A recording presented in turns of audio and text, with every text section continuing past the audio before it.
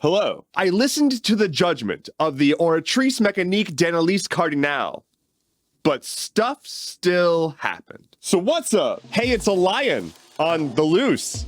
In Italy?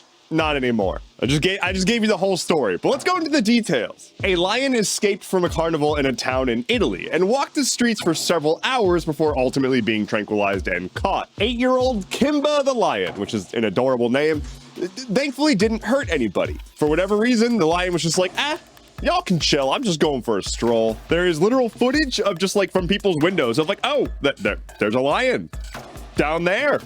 Okay, guess I'm staying inside. But even though the lion didn't really maul anybody, this is just a reminder to not mess with lions. They might be friend-shaped. They are not friends. This is also a reminder to stop exploiting animals in circuses.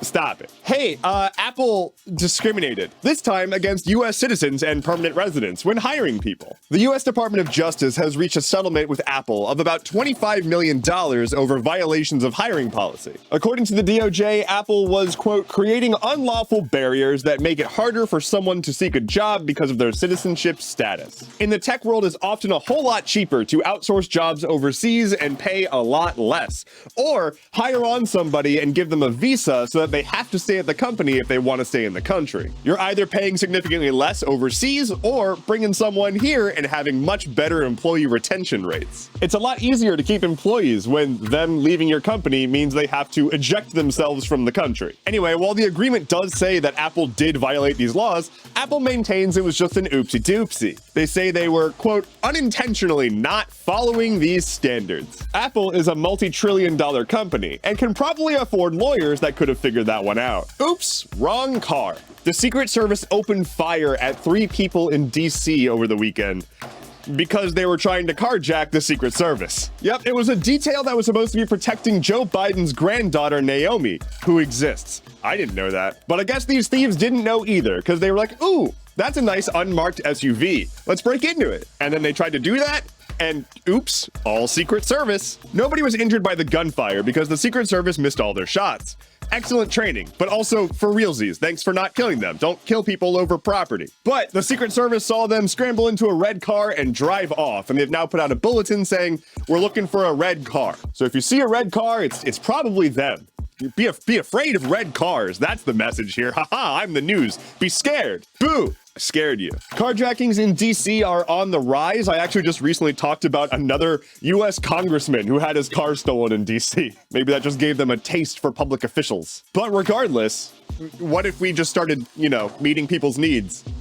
So that crime didn't happen so much. No? All right, moving on. The FBI has seized the phone and other personal devices of New York City Mayor Eric Adams. Adams, a former cop and now mayor of New York City, is under investigation by the FBI for potential campaign finance violations. It is suspected that he may have taken payments from the Turkish government. There's a lot going on there. Very recently, his campaign finance director's home was raided by the FBI. And then now his stuff was taken. But Adams and his campaign attorney both maintain that he is not under investigation and is innocent of any wrongdoing, if there was any wrongdoing. It was a staffer, and they handled it. Stop worrying about it. Can we forget this now? Okay, let's just move on. Just stop worrying about it. On this day in 1956, the U.S. Supreme Court handed down a decision which would go on to end one of the most notable racial protests in U.S. history. And that would be the Montgomery bus boycott. If you're not super familiar with U.S. racial history, and if you're not from the U.S., you probably aren't, there was a famous boycott in which Rosa Parks refused to give up her seat on a bus to a white passenger. This was in Alabama, and at the time there was a state law that segregated buses, and she was legally required to give up her seat to white people. She refused because fuck that, and that kicked off a year-long protest of the bus system. Eventually, a federal court ruled that the state's laws were unconstitutional. The state fought it all the way to the Supreme Court, who upheld that ruling, ultimately ending the protest as they had to change the laws. It was obviously a rocky ride and did not fix everything overnight.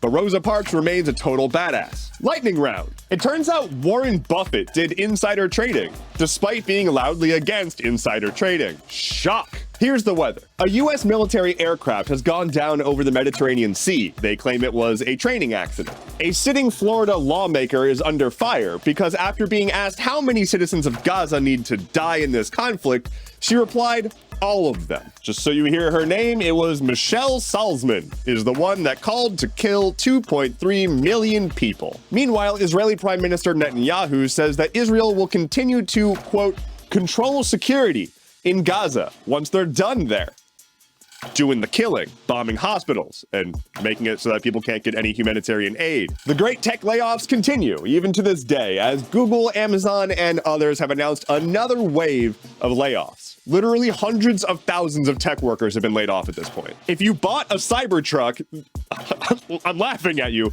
but also Tesla has announced that you will not be able to resell it or they'll sue you, at least for like a year after purchase. But also, like, why are you buying a Cybertruck? What are you doing? Bro, because I know it's bro. Get your life together. And finally for today, Tumblr is dead. Long live Tumblr. As the parent company that now owns Tumblr, whichever one that is now, I believe it's Automatic, they have moved a lot of the actual product team for Tumblr away from it. And now it's just sort of in maintenance mode. But we all know what they could have done to save Tumblr. That is all I have for you today. Thank you so much for watching. Let me know in the comments below what you are going to do with your brand new Cybertruck. I'm live this afternoon with a cozy tea time on my Twitch stream. There is a link in the description down below. I hope to see you there. Regardless, my name is Endeavorance. I'll be back on Wednesday. Take care and be well.